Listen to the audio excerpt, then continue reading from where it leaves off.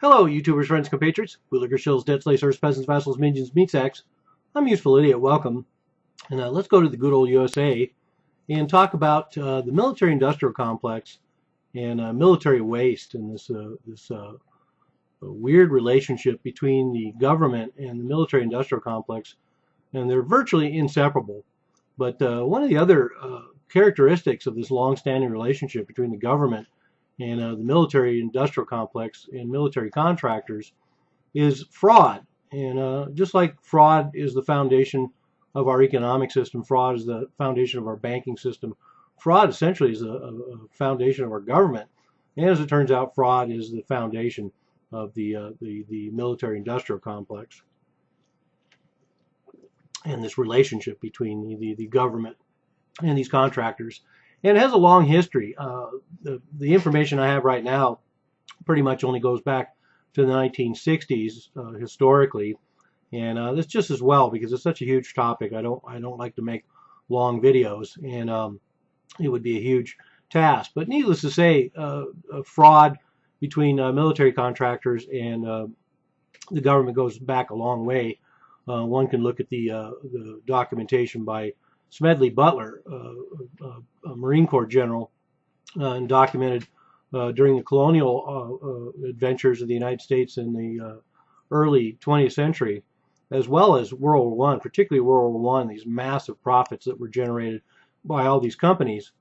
And he intimates and documents a certain amount of fraud going on there. So the defrauding has been going on as long as there's governments working with the military and working with the military industrial complex, and certainly it had to go on a massive scale during World War II and during the Cold War. Certainly, Cold War was a cash cow for the military-industrial complex, building a lot of weapons for small proxy wars and then building a lot of weapons that were never used. So for the purposes of this video, historically, we're going to look at a little more recent activities.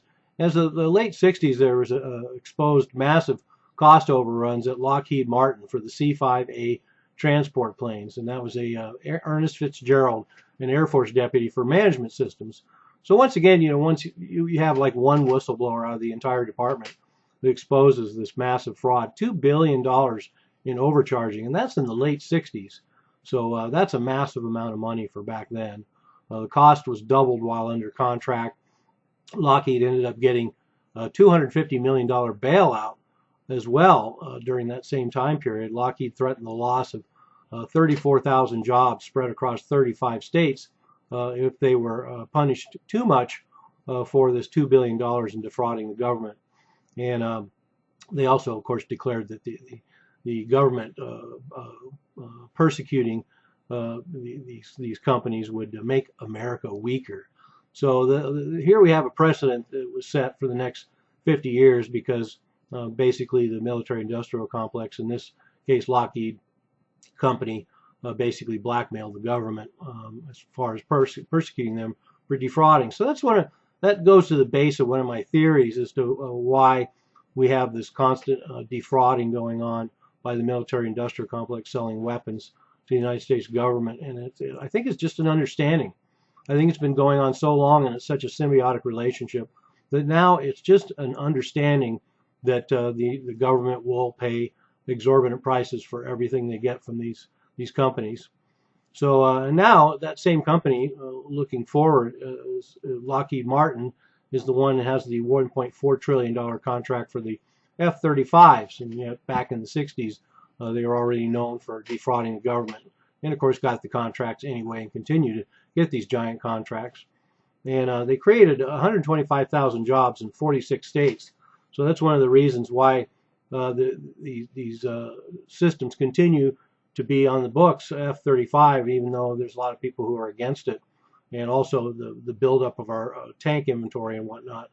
All this exorbitant extra spending, unnecessary spending, is set up because these companies make sure the jobs are spread out over most of the country. So every congressman has a lot to lose if he should lose any of these government contracts. So all these things stay in the books. So and then in the 21st century, we're going to see continued waste, of course. But people understand the focus on mundane items. So most Americans remember stories about $640 for a toilet seat and $7,600 for a coffee pot. And these were all exposures from the 1980s and the project on military procurement during the Reagan years. And so people can relate to that, but they don't really relate to some of the other ways that the government's defrauded. Certainly all the big contracts in Iraq and Afghanistan, Americans get little exposure to that, as well as just the day-to-day stuff. For example, the F-35 program continues going up in cost, and we're on the hook for it. And the government's even pushing to have it done, 400 planes delivered as soon as possible. So we're already on the hook for all of this. But then during the 1990s, Clinton administration subsidized mergers of major defense firms, and that's why we ended up with Lockheed and Martin Marietta merged, Northrop and Grumman merged, and Boeing bought McDonnell Douglas. So during the 1990s, we had this huge consolidation in the military-industrial complex and in that arena, and therefore there's just that few companies to go to that will guarantee to defraud the government yet again. And the U.S. even paid for moving factories and compensating displaced executives. So imagine that in the military-industrial complex when those kind of changes are made. Well, it's not like the real world. The U.S. government paid for moving these factories and compensating displaced executives, and justified it by claiming efficiency and lower prices, which of course we're never really going to get. And so there's been a 2001 to 2005 profits rose 189% in the military-industrial complex. And no surprise there why that would be, of course, because the burgeoning war on terror.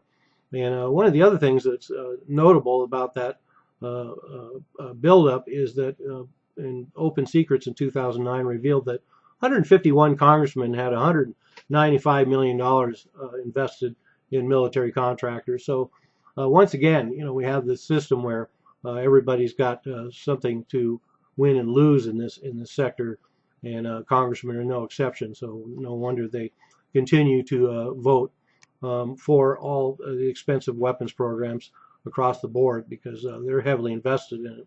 And in fact, ex-Raytheon lobbyist became Obama's Secretary of Defense. Very cozy relationship. And we see a lot of that too, the revolving doors between the military industrial complex, the military, and the government. But I'll get into that in another part of the video.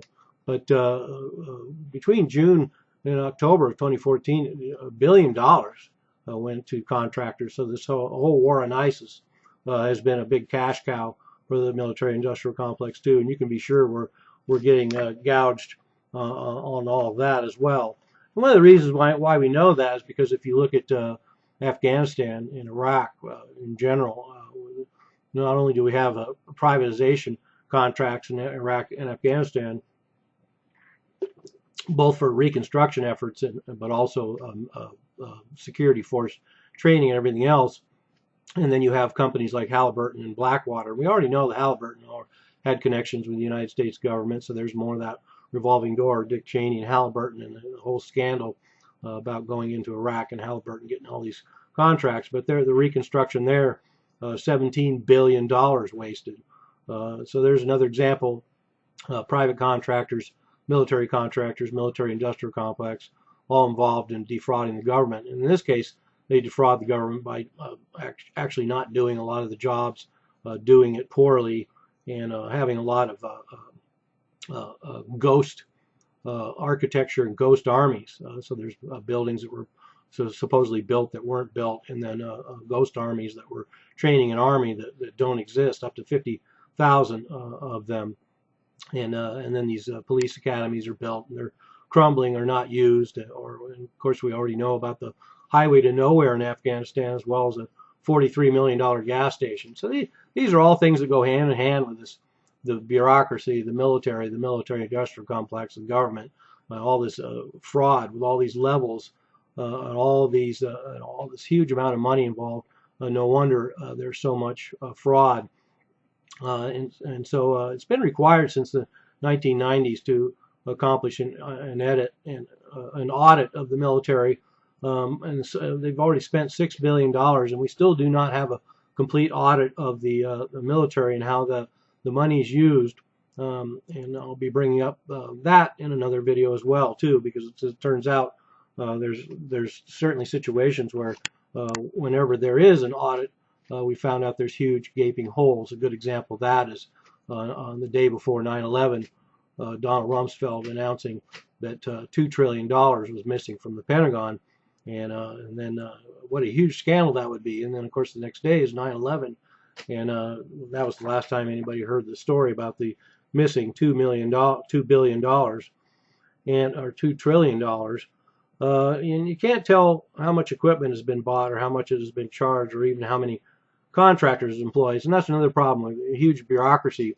How are we supposed to tell where money is being spent when we can't even tell how much equipment has been bought, how much has actually been charged for everything, and how many contractors employees? There's just too many layers of bureaucracies. And then the overseas contingency operations in places like Iraq and Afghanistan are essentially used as a slush fund, and that way they can work around these budgets and work around the amounts of money that are allotted for these campaigns. So anyway, there's just a quick snapshot of overview of military waste and fraud, defrauding the government, these military-industrial complex contracts, and this relationship, like I say, between the government and the military-industrial complex. Another side of that, of course, is that the CEOs of these huge military contract companies, as of 2011, make huge amounts of money. And Lockheed Martin CEO makes $22 million, Northrop Grumman CEO makes $23 million, and Boeing CEO makes $20 million. So it's very lucrative for these CEOs to work very closely with the government, get these contracts, and then fatten up these contracts with all sorts of fraud. And like I say, you can't really question these companies and pricing and everything else, because it's actually become crass to bring up questions about national defense and patriotism when discussing military money and programs. That's one of the reasons why all the weasels in Congress never question any of this money, because then they can be called out on their patriotism. But like I say, I think the bottom line is looking at everything and the fact that it goes on and on and on in spite of all these egregious examples, particularly, like I say, overseas. It would almost seem that the waste and fraud is an important aspect of this business relationship and fully understood by both parties. So that's my first installment, introduction to the military waste. Part one of a four-part series. Stay tuned for the rest. I'm Useful Idiot. Don't you be one too.